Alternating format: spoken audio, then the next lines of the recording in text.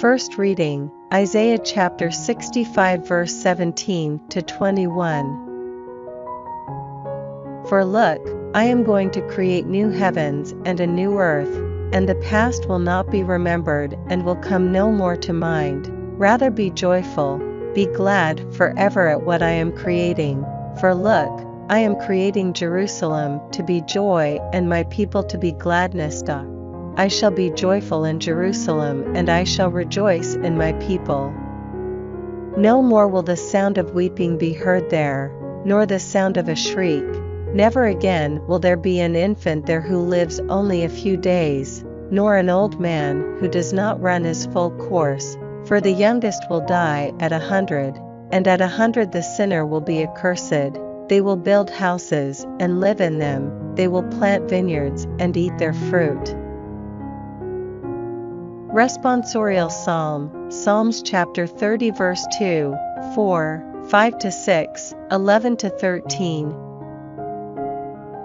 Yahweh, my God, I cried to you for help and you healed me. Make music for Yahweh, all you who are faithful to him. Praise his unforgettable holiness. His anger lasts but a moment, his favor through life. In the evening come tears, but with dawn cries of joy. Carefree, I used to think, nothing can ever shake me.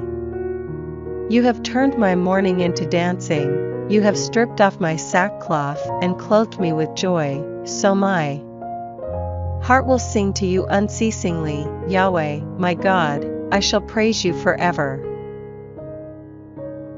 Gospel, John chapter 4 verse 43 to 54. When the 2 days were over, Jesus left for Galilee. He himself had declared that a prophet is not honored in his own hometown. On his arrival, the Galileans received him well, having seen all that he had done at Jerusalem during the festival which they too had attended. He went again to Cana in Galilee, where he had changed the water into wine.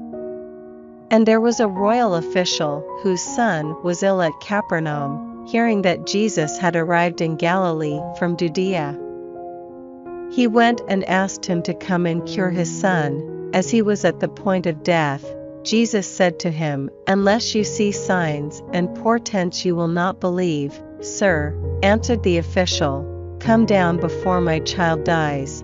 "Go home," said Jesus, "your son will live." The man believed what Jesus had said and went on his way home, and while he was still on the way his servants met him with the news that his boy was alive. He asked them when the boy had begun to recover. They replied, "The fever left him yesterday at the 7th hour." The father realized that this was exactly the time when Jesus had said, "Your son will live," and he and all his household believed. This new sign, the second, Jesus performed on his return from Judea to Galilee.